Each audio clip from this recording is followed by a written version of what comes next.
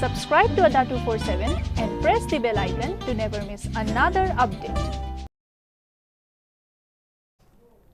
Hello students, a very good evening to all of you. So my dear students, how are you all? आप सभी लोग कैसे हैं?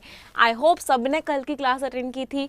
5 rules हमने कल किए थे, आज भी हम 5 रूल्स करने वाले हैं. The rules are very important. कहीं भी कुछ भी समझ में ना आए, प्लीज़ आस्क. कमेंट सेक्शन में आप लोग पूछ लीजिएगा. SBI PO 2019 प्री जो हमारा आने वाला है 8th of जून को, इनफैक्ट आगे भी डेट्स हैं बट 8th of जून से जो स्टार्ट होने वाला है उसके लिए बहुत बहुत बहुत ज़्यादा इम्पॉर्टेंट क्लास है ये. सो कहीं भी कुछ भी समझ में ना, it's my again request to you all, to all of you that please please please ask me there and then. I am great, मैं बहुत अच्छी हूँ और इनफैक्ट क्लास लेते समय मैं और भी ज़्यादा अच्छी हो जाती हूँ कि मुझे इतने सारे स्टूडेंट्स के साथ इंटरेक्ट करने को मिलता है. Let's start with the class. Rule number 6. Rule number 6 से स्टार्ट करते हैं. जिन स्टूडेंट्स ने कल की क्लास नहीं ली थी वो ले लीजिएगा, फर्स्ट 5 रूल्स वहाँ पर हैं. रूल नंबर 6 जो हम स्टूडेंट्स डिस्कस करने वाले हैं, that is about a topic nouns. एक नाउन्स का टॉपिक है जिसका बहुत इंपॉर्टेंट कंसेप्ट है. उस कंसेप्ट के लिए I will ask you 5 questions. पहले आप लोग मुझे अपनी अंडरस्टैंडिंग से बताओगे कि वो सेंटेंसेस ठीक हैं या गलत हैं. उसके बाद I will tell you what is the rule and then we will again revisit those questions. हम उन क्वेश्चंस को फिर से रिविजिट करेंगे. सबसे पहला सेंटेंस मैंने लिखा, he saw a 10-inch snake. Second sentence मैंने लिखा, lakhs of thousands of people या thousands of students took the test. मैंने एक और सेंटेंस लिखा, 5 handsful sugar is required to, या फिर 5 handsful sugar was required to make tea. अगला सेंटेंस मैंने लिखा, चले ये पहले 3 सेंटेंसेस को देखते हैं. जल्दी से मुझे बताइए, आर दिस सेंटेंसेस करेक्ट और there are certain errors in this sentences. एक सेंटेंस और लिख दूँ. चलिए यहाँ पे मैं लिख देती हूँ one more sentence. He gave me 2 500 rupees notes. एक और सेंटेंस लिख देती हूँ मैं, He had 5 dozen. You have to tell me which sentence is correct, which sentence is wrong, और अगर गलत है तो क्या क्या errors हैं सभी में. Okay, so many students have answered me. कुछ ने सही बताया है, कुछ ने गलत बताया है. Many of you are telling me that ma'am first वाला गलत है, but my dear students first is correct. First sentence में कोई भी एरर नहीं थी. क्वेश्चन नंबर 2 में भी मुझे बहुत सारे बच्चों ने बताया है, लेकिन अभी तक किसी ने मुझे क्वेश्चन नंबर 2 का सही आंसर नहीं बताया.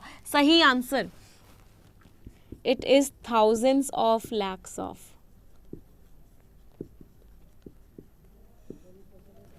Thousands of lakhs of.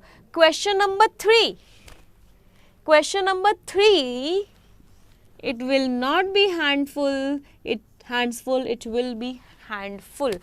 5 handful sugar was required to make tea. Was required या were required? Were required to make tea. Sugar की बात नहीं हो रही, शुगर के हैंड्सफुल की बात हो रही है. मतलब हैंड्सफुल की बात हो रही है, मतलब हैंड्सफुल का मतलब क्या होता है? हाथ भर के, 5 अलग अलग हाथ भर के, मतलब प्लूरल क्या लगाया? वर लगाया वहां पे. Question number 4, he gave me 2 500 rupees note. This sentence is incorrect, यहाँ पे एस नहीं आएगा.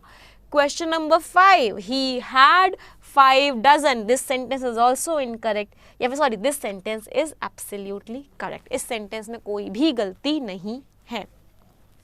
वो तो मुझे पता है, बच्चे अभी नहीं समझेंगे, मैंने समझाया ही कहाँ है। अभी तो मैंने आप लोगों को टेस्ट करने की कोशिश की है कि आप लोगों को कितना आता है।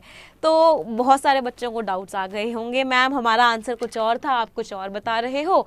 तो let us understand the rule, और उसके बाद ज़िंदगी में कभी भी इस वाले कंसेप्ट में गलती नहीं होगी, किसी की भी गलती नहीं होगी। सबसे पहला रूल याद करो, सबसे पहली चीज़, सबसे इम्पॉर्टेंट चीज़, अगर आपको सेंटेंस में if you get a combination in a sentence, क्या कॉम्बिनेशन मिल जाता है? You get a number, you get a unit and you get a noun. If you get this combination in a sentence, क्या combination?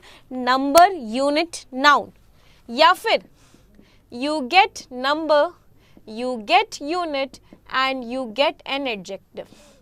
अगर आपको sentence में इन दोनों में से कोई भी कॉम्बिनेशन मिल जाता है, if you get such a combination, then this unit is always and always singular। ये यूनिट हमेशा और हमेशा सिंगुलर होती है, ये यूनिट कभी भी प्लूरल नहीं होती। स्टूडेंट्स, बस थोड़ा सा 2 मिनट के लिए इंटरप्ट करूंगी, जल्दी से इस वीडियो को शेयर कर दो, बिकॉज बहुत कम स्टूडेंट्स हैं यहाँ पे। मुझे पढ़ाने में एनर्जी डबल करने में जब मज़ा आता है जब बहुत सारे स्टूडेंट्स होते हैं क्लास में। So please share this video. जिन स्टूडेंट्स ने सब्सक्राइब नहीं किया चैनल, सब्सक्राइब कर लो, क्योंकि हम रूल्स रोज़ पढ़ने वाले हैं, तो आपके पास ऑटोमेटिकली नोटिफिकेशन आता रहेगा। एंड लाइक दिस वीडियो, अगर आपको मेरा कंटेंट जो मैं पढ़ाती हूँ, जैसा पढ़ाती हूँ, समझ में आता है और अच्छा लगता है तो लाइक, शेयर, सब्सक्राइब। सबसे पहली चीज शेयर दिस वीडियो, एवरीवन, सभी लोग शेयर कर दीजिए वीडियो को। 291 है, आई वांट 500 पहुंच जाए, इतने सारे, अगर इतने सारे स्टूडेंट्स शेयर करेंगे तो। Let's come over here now. Share कर दी, वेट करूं शेयर करने के लिए। कर दिया? चलिए, भाजी पाल ने कर दिया, thank you so much. Question number 1 देखते हैं। He saw a 10 inch snake. Number मिला, यूनिट मिली, नाउन मिला। क्या मुझे ये पैटर्न मिला? डेफिनेटली मिला। मुझे नंबर मिला, I got a unit, I got a noun. Number, unit, noun, तो ये यूनिट कैसी होगी? This unit will be singular and it is singular, that means there is no error in this sentence and this sentence is absolutely correct. Thank you Abhijit, thank you Sakshi, thank you Prasanna, thank you Priyanka, thank you Rishi Singh, thank you Ekta Sharma तो कुछ और कह रही है, sorry. Thank you दिबांजन, जिन ने share किया, thank you very very very much. Coming back here, number, unit, noun अगर pattern मिलता है तो ये यूनिट कैसी आती है? ये यूनिट हमेशा सिंगुलर आती है। यूनिट सिंगुलर है, सेंटेंस में कोई भी गलती नहीं है, सेंटेंस एकदम सही है। देखो फिर से ये वाला क्वेश्चन देखो, मिला पैटर्न, नंबर मिला, यूनिट मिली, नाउन मिला। नंबर, यूनिट, नाउन, यूनिट कैसी आएगी? सिंगुलर आएगी। रुपीस लिखा हुआ था, इसलिए ये सेंटेंस गलत था, रुपी आएगा। सेंटेंस नंबर 3 देखो, 5 नंबर, हैंडफुल भी एक यूनिट है, इसको आर्बिट्ररी यूनिट बोलते हैं। अपने आप से बना ली, हाथ भर के, मुट्ठी भर के, ग्लास भर के, cup full, hand full, fist full, spoon full, ये सारी यूनिट्स है। नंबर मिला, यूनिट मिली, नाउन मिला। नंबर, यूनिट एंड नाउन, मतलब यूनिट कैसी आएगी? सिंगुलर आएगी। सिंगुलर में यूनिट को क्या बोलते हैं? हैंडफुल बोलते हैं। इसकी प्लूरल क्या होती है? इसका प्लूरल होता है हैंडफुल्स। इसका प्लूरल होता है हैंडफुल्स। तो वैसे भी गलत था, शब्द ही गलत था, ऐसा कोई शब्द ही नहीं होता। लेकिन आएगा यहाँ पे क्या? सिंगुलर आएगा, हैंडफुल आएगा। क्या सारे के सारे स्टूडेंट्स को फर्स्ट क्वेश्चन, थर्ड क्वेश्चन और फोर्थ क्वेश्चन समझ में आया? किसी भी स्टूडेंट को फर्स्ट, थर्ड और फोर्थ क्वेश्चन में कोई भी डाउट हो तो प्लीज प्लीज प्लीज पूछ लीजिए। हाँ, बिल्कुल ऐसा कैसा आना चाहिए, नंबर, यूनिट, नाउन या नंबर, यूनिट, एडजेक्टिव। इसके अलावा कोई और पैटर्न की बात नहीं कर रही मैं, इसके अलावा मैं सिर्फ इसी पैटर्न की बात कर रही हूँ। रब कर दूँ? Okay, thank you Mahesh for sharing the video. अब अगला सेंटेंस देखते हैं। फर्स्ट हमने डिस्कस कर लिया है, थर्ड भी हमने डिस्कस कर लिया है, फोर्थ भी हमने डिस्कस कर लिया है। अब बात करते हैं पहले फिफ्थ वाले स्टेटमेंट की। अभी मैंने आप लोगों को बताया, आई टोल्ड यू कि ये पैटर्न मिलेगा तो बढ़िया है, बट अगर सेंटेंस में ऐसा पैटर्न मिला ही नहीं, if I do not get this pattern in the sentence, अगर मुझे केवल पैटर्न कहाँ तक मिला, मुझे पैटर्न केवल इतना मिला, I got a number and I got a unit, मुझे इसके आगे का नाउन नहीं मिला, मुझे इसके आगे का एडजेक्टिव नहीं मिला, now what will I do, अब मैं क्या करूंगी। अब इस केस में हमारे पास दो केसेस होते हैं, वी हैव टू केसेस। कौन कौन से दो केसेस होते हैं समझिए ध्यान से, डाउट हो तो पूछ लेना। कौन कौन से हमारे पास दो केसेस होते हैं इसमें, अगर उसका मीनिंग या वो सेंटेंस अपने आप में सफिशिएंट है, वो सेंटेंस अपने मीनिंग को बहुत अच्छे से समझा पा रहा है, वो सेंटेंस अपने आप में पूरा सफिशिएंट है, तो उस केस में जो आप यूनिट लगाओगे वो प्लूरल लगाओगे। और अगर वो सेंटेंस अपने आप में सफिशिएंट नहीं है, the sentence is not sufficient, दूसरे सेंटेंस की जरूरत पड़ेगी उसको कंप्लीट करने के लिए, तब आप वहां पे क्या लगाओगे, यूनिट कैसी लगाओगे, सिंगुलर लगाओगे। फॉर एग्जाम्पल मैंने एक सेंटेंस लिखा, I have 5 rupees, I have 5 rupees, मैंने एक सेंटेंस लिखा। 5 क्या है, नंबर, रुपीज क्या है, रुपीज नाउन भी है और यूनिट भी है, rupees is a unit and 5 is a number. मुझे कौन सा पैटर्न मिला, मुझे ये पहला नंबर यूनिट। अब मुझे बताओ क्या ये सेंटेंस का मीनिंग एकदम क्लियर है, इस सेंटेंस का मीनिंग एकदम क्लियर है कि मेरे पास 5 रुपए है, कोई और सेंटेंस को इस सेंटेंस का मीनिंग समझाने की जरूरत नहीं है, that means this sentence is sufficient. और क्योंकि ये सेंटेंस सफिशिएंट है इसलिए मैंने यहाँ पे यूनिट कैसी यूज करी है, मैंने यहाँ पे यूनिट जो यूज करी है वो प्लूरल यूनिट यूज करी है। अब ये वाला सेंटेंस देखो, He had 5 डजन, किस चीज के 5 डजन भाई, पेन के, पेंसिल के, बुक के, नोटबुक के, किस चीज के, नहीं समझ में आ रहा, ये सेंटेंस ही इनकम्प्लीट है, ये सेंटेंस अपना मीनिंग समझाने के लिए सफिशिएंट नहीं है। और जब सेंटेंस अपना मीनिंग समझाने के लिए सफिशिएंट नहीं होता, हम यूनिट कौन सी यूज करते हैं, at that time we use a singular unit. Singular unit का मतलब क्या है स्टूडेंट्स, डजन्स नहीं आएगा, आने वाला वर्ड क्या होगा, डजन होगा। ये एग्जाम्पल हो गया सफिशिएंट का और ये एग्जाम्पल हो गया नॉट सफिशिएंट का। कोई भी डाउट हो पूछ लीजिए और एक बार इसे नोट कर लीजिए, बहुत इंपॉर्टेंट रूल्स हैं, पेन कॉपी के बिना तो बैठना मत क्लास में, और हर रूल को अच्छे से नोट करते हुए चलना। SBI का एग्जाम आ रहा है, उसके बाद IBPS का एग्जाम आएगा, उसके बाद IBPS RRB आएगा, IBPS PO आएगा, क्लर्क आएगा, सब में ये रूल्स आपको बहुत ज़्यादा हेल्प करने वाले हैं। So you cannot miss any class and keep on noting down the rules as well. चलिए, महेश का PO का एग्जाम है, ऑल दी बेस्ट। जिन जिन का PO का एग्जाम है, all the best everyone. Note कर लिया एवरीवन? चलिए अब हम आगे बढ़ते हैं, सेंटेंस नंबर 2 देखते हैं।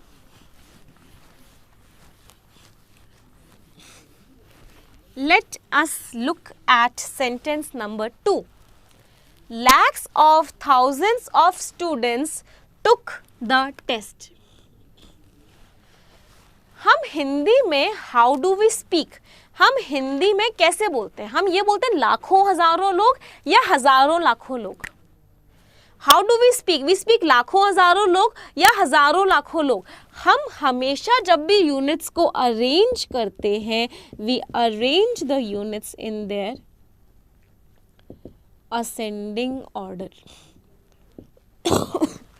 Units are always and always arranged in ascending order. Ascending order का मतलब क्या है? आप पहले टेंस लिखोगे, याद है बचपन में पढ़ा था, ones, tens, hundreds, thousands, lakhs, 10 lakhs, crores, 10 crores, इस ऑर्डर में आप हमेशा अरेंज करोगे। तो क्या लिखोगे? पहले थाउजेंड्स लिखोगे, फिर लैक्स लिखोगे। तो क्या हो गया? Thousands of lakhs of students took the test. कोई और डाउट किसी को इन 5 क्वेश्चंस में से किसी को? हाँ, असेंडिंग ऑर्डर में करते हैं, एकदम सही Harneesh, we always use the units in ascending order. अच्छा, क्या किसी बच्चे को ऐसा लग रहा है कि मैम टुक नहीं आना चाहिए था यहाँ पे, मैम यहाँ पे गेव आना चाहिए था? बच्चे तो टेस्ट को देते हैं, तो thousands of lakhs of students gave the test होना चाहिए था, took the टेस्ट नहीं होना चाहिए था। टीचर्स टेस्ट लेती हैं, बच्चे टेस्ट देते हैं, तो बच्चे गिव द टेस्ट और टीचर्स टेक द टेस्ट। नहीं माय डियर स्टूडेंट्स, ऑपोजिट होता है, teachers give the test and students take the test. Teachers give the test and students take the test. हमेशा ये चीज़ याद रखना, टीचर्स हमेशा टेस्ट देती हैं, मतलब teachers give the test, students हमेशा टेस्ट लेते हैं, students take the test. Rule number 1 सभी को क्लियर? कोई भी डाउट किसी को रूल नंबर 1 में, रूल नंबर 6 में नहीं है? चलिए अगले पे आते हैं, दैट इज रूल नंबर 7।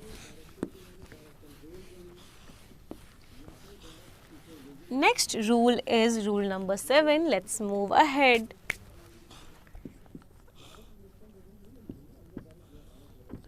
मैं कुछ सेंटेंसेस लिख रही हूँ, यू विल टेल मी कि वहाँ पे आने वाली जो वर्ब है वो सिंगुलर है या प्लूरल है।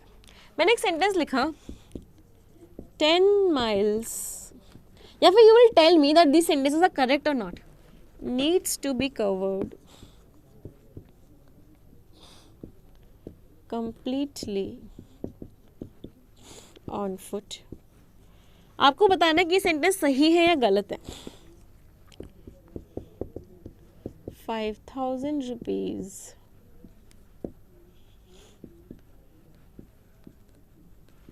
were spent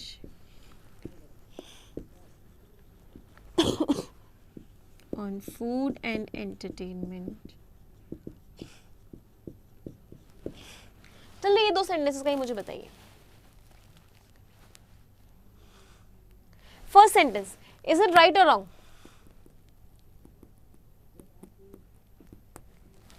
first sentence right और wrong?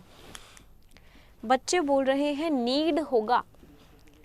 many students are telling me need होगा, बट बच्चे यही तो गड़बड़ कर देते हो आप लोग। आपके एग्जाम में एरर डिटेक्शन का क्वेश्चन आता है, you get a question from phrase replacement, no error होते हुए भी you have that talent that you tell me the error in that sentence. ये सेंटेंस में कोई भी एरर नहीं है, दिस इज एब्सोल्युटली करेक्ट, ये एकदम सही है। फर्स्ट सेंटेंस इज करेक्ट, इसमें कोई भी गड़बड़ नहीं है।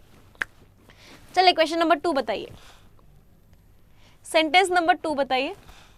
5,000 rupees was spent on food and entertainment। Second सही है या गलत है? ओके, सेकेंड हमारा भी सही है, सेकेंड भी सही है। नाउ अब बच्चे एकदम हो गए कि मैम कैसे, 10 miles तो प्लूरल होता है, तो प्लूरल वर्ब लगाओ ना, आपने तो सिंगुलर वर्ब लगा दी, क्या गड़बड़ कर रहे हो? लग रहा है ऐसा?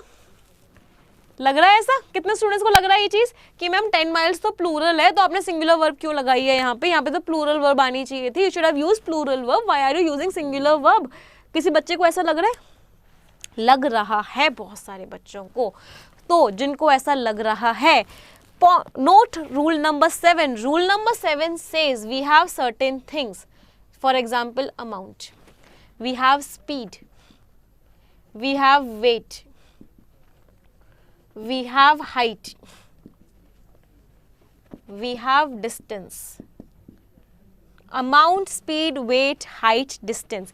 ये सारी की सारी चीज़ें अगर आप इन सब को एक ही तरीके से यूज़ करोगे, if you will use all these things on one particular thing या फिर इन वन वे, अगर आप इनको एक ही वे में यूज़ करोगे, तब आप इन सब को कैसा कंसिडर करोगे? सिंगुलर कंसिडर करोगे। बट अगर आप इनको अलग अलग तरीके से कंसिडर करोगे या अलग अलग तरीके से यूज़ करोगे, वेरियस वेज में यूज़ करोगे, then you will consider them plural. तब आप इन सारे के सारे वर्ड्स को प्लूरल कंसिडर करोगे, you will consider these words as plural. Look at sentence number 1। 10 miles पूरे के पूरे पैदल चल के कवर किए। 10 miles पूरे के पूरे पैदल चल के कवर किए, मतलब सभी को एक ही तरह से यूज़ किया, सभी को पैदल चल के कवर किया, क्या लगाई, सिंगुलर माना, सिंगुलर माना मतलब कौन सी वर्ब लगाई, मतलब सिंगुलर वर्ब लगाया, सिंगुलर माना इसलिए कौन सा वर्ब लगाया, सिंगुलर वर्ब लगाया। अगर मैं इसी सेंटेंस में थोड़ा सा चेंज कर देती, if I had done 10 miles dash to be covered partly by car and rest on foot। अगर मैं इस सेंटेंस को चेंज करके ऐसे लिखती कि 10 miles आपको थोड़ा सा कार से कवर करना है, थोड़ा सा पैदल चल के कवर करना है, इस केस में आप क्या यूज़ करते, इस केस में आप नीड यूज़ करते, इस केस में आप नीड्स यूज़ नहीं करते। क्या ये कंसेप्ट समझ में आया सभी को? अब ये देखो, 5000 rupees dash spent on food and entertainment, दो अलग अलग चीज़ों पे खर्च किया, फूड पे अलग अलग, एंटरटेनमेंट पे अलग अलग चीज़ों पे खर्च किया। कैसे मानोगे, प्लूरल मानोगे, इसलिए क्या लगाया, वर लगाया। अगर एक सेंटेंस यही होता 5000 रुपीज़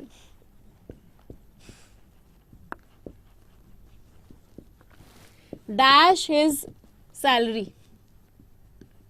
अब पूरी की पूरी सैलरी एक ही है, एक ही तरीके से बात कर रहे हैं, आप क्या लगा देंगे, इज हिज सैलरी। तो इन सभी को अगर आप एक तरह से एक कंसिडर करते हो तो आप सिंगुलर वर्ब लगाओगे, अगर आप अलग अलग कंसिडर करते हो तो आप प्लूरल वर्ब लगाओगे। किसी भी स्टूडेंट को कोई भी डाउट हो तो please ask, otherwise we will move ahead to rule number 8। Clear? अच्छा, क्रिस्टल क्लियर है ऑल क्लियर? मैं हमेशा अपनी क्लासेस में बोलती हूँ कि दो कंसेप्ट होते हैं, one is all clear and the second one is crystal clear. All clear मतलब सब साफ, मैम जो आता था ना वो भी एकदम गायब हो गया, वो भी चला गया। और क्रिस्टल क्लियर का मतलब कि हाँ मैम एकदम क्रिस्टल क्लियर है, सब कुछ समझ में आ रहा है। तो कितने स्टूडेंट्स क्रिस्टल क्लियर हैं और कितने स्टूडेंट्स ऑल क्लियर हैं?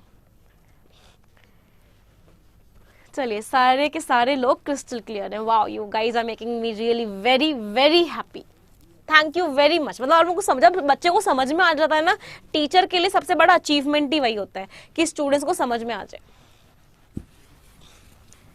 Moving ahead to rule number 8।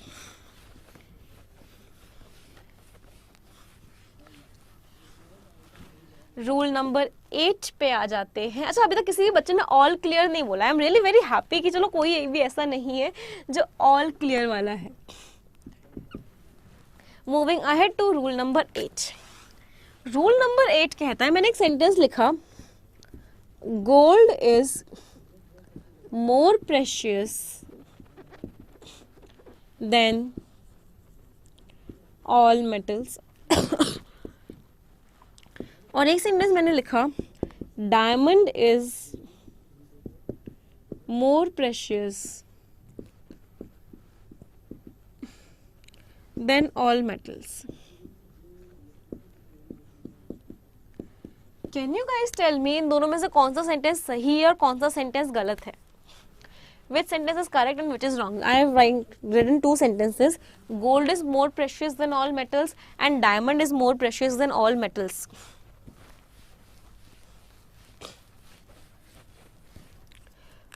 कौन सा सेंटेंस हमारा सही है और कौन सा सेंटेंस हमारा गलत है?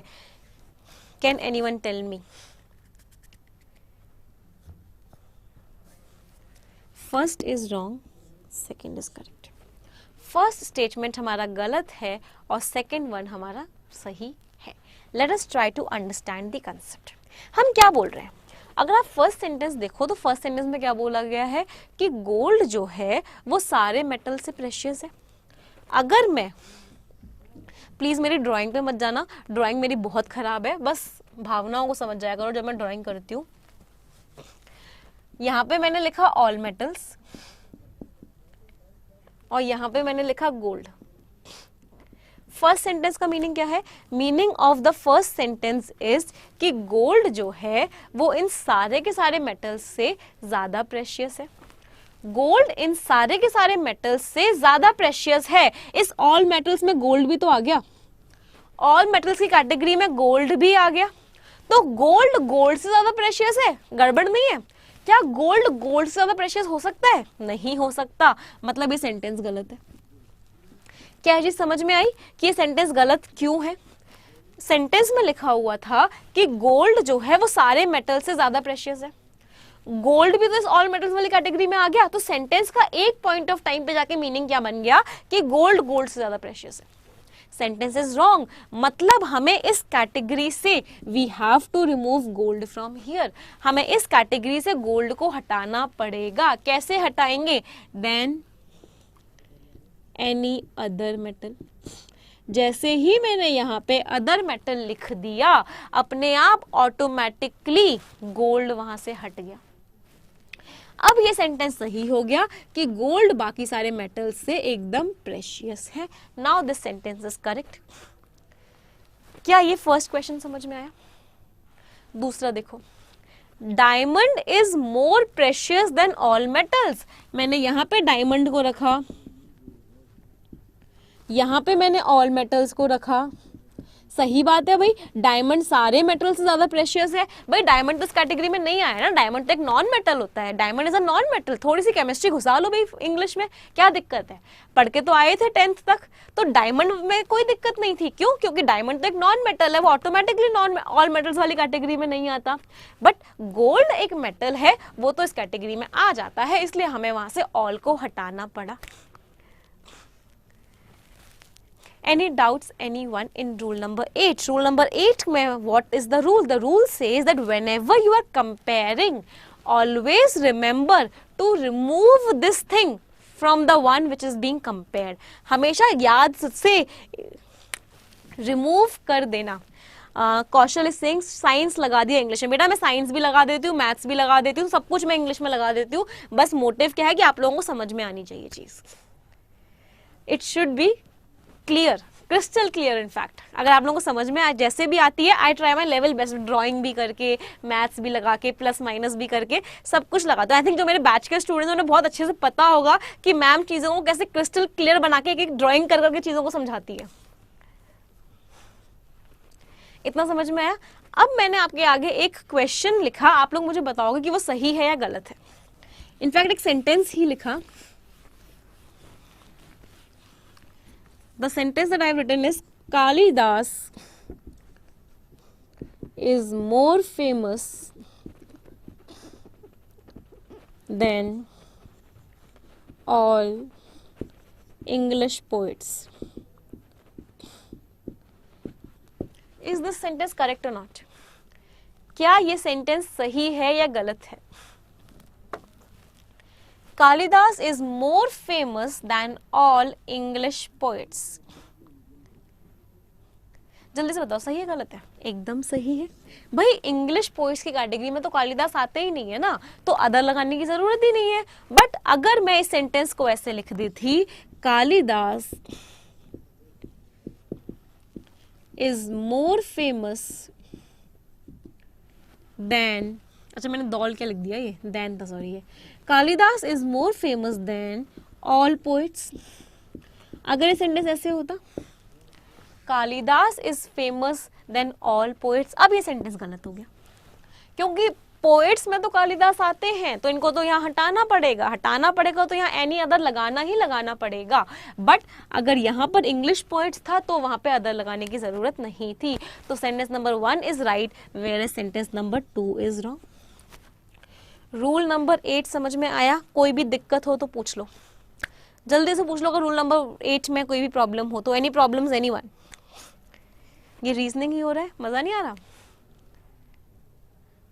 बट आपको तो पता है भाई, सेंटेंस को नहीं पता, आपको तो पता है कालिदास इंग्लिश पोएट है या नहीं। आगे बढ़े, रूल नंबर 9 पर आए। रब कर दूं? शैल आई रब इट? ओके। कौन बोल रहा है हैंडराइटिंग खतरनाक है आपकी? Rohit is saying ma'am handwriting खतरनाक है आपकी। बच्चे कंटेंट पे फोकस कर लो। मतलब हैंडराइटिंग तुम लोगों को देखनी है, तुम लोगों को ड्राइंग देखनी है, तुम लोगों को ये नहीं देखना कि पढ़ने में समझ में आ रहा है या नहीं समझ में आ रहा।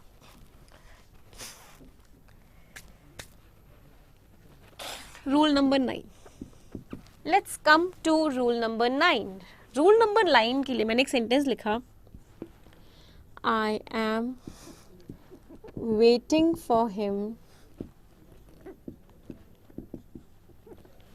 since the time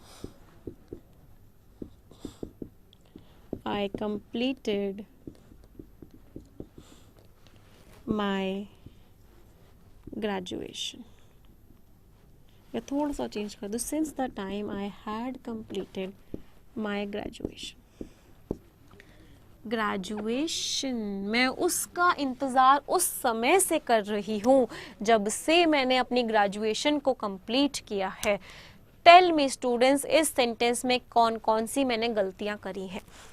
अगर ये बता दिया ना तो मैं एकदम मान जाऊंगी कि बच्चों हाँ आपको इंग्लिश आती है. जल्दी से बताओ. आई एम वेटिंग फॉर टाइम क्यों लिख दिया मैंने, sorry, I am waiting for him since the time I had completed my graduation. जल्दी से बताइए, जल्दी से बताइए कौन सी गलती है इस सेंटेंस में.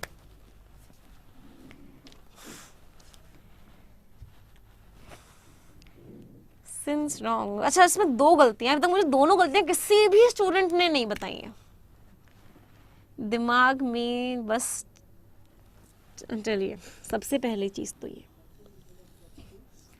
जब भी सिंस या फिर फॉर दिया होता है, बहुत स्टार मार्क करके लिखना, बहुत बार एरर डिटेक्शन में पूछा गया है.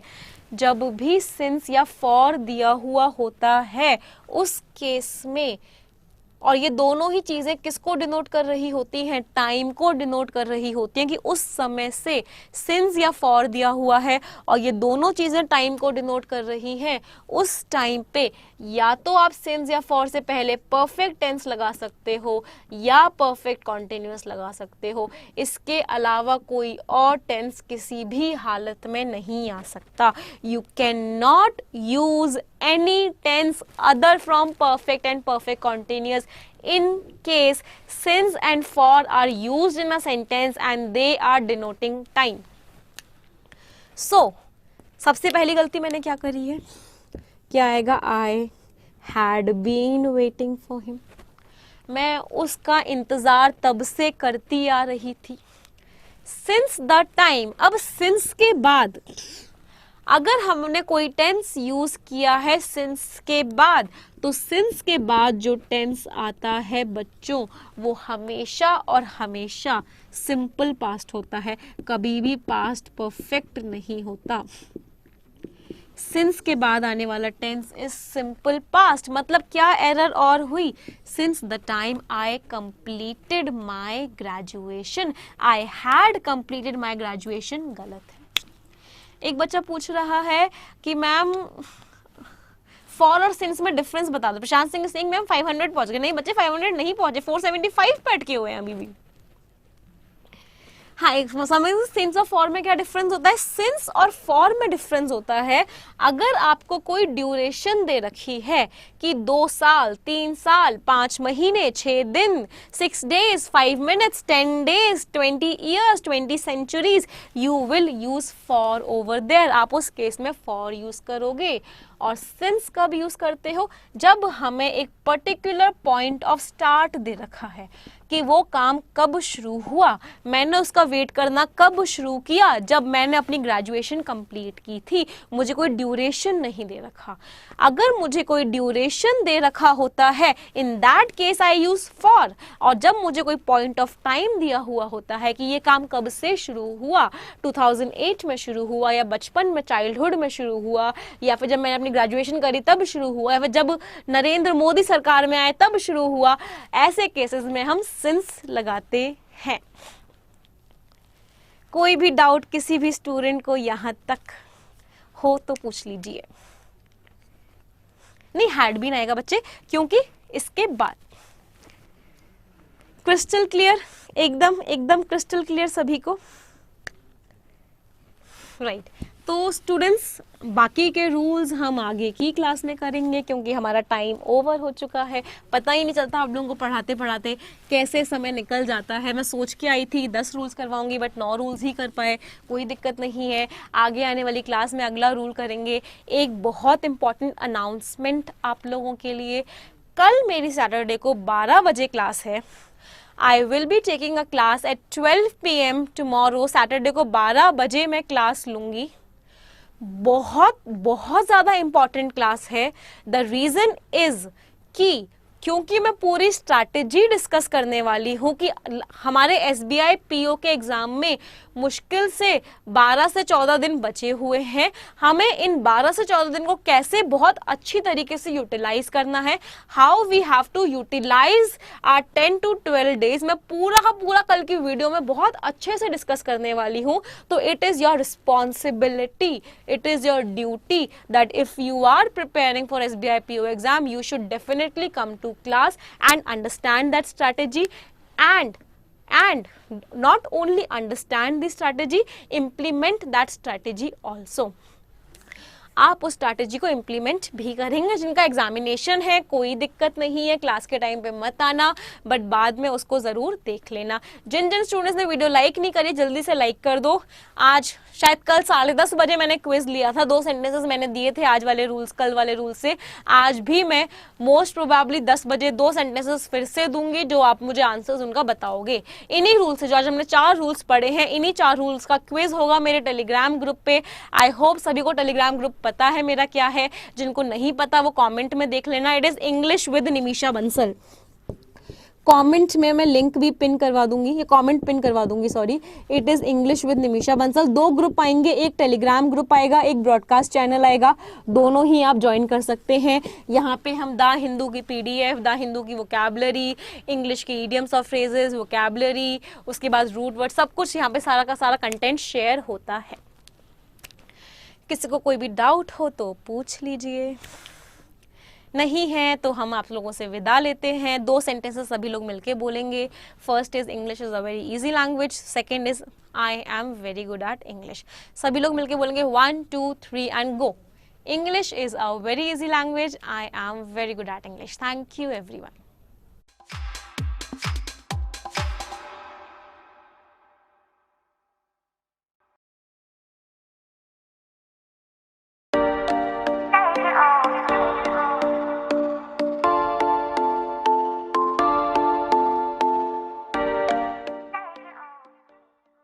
Subscribe to Ada 247 and press the bell icon to never miss another update.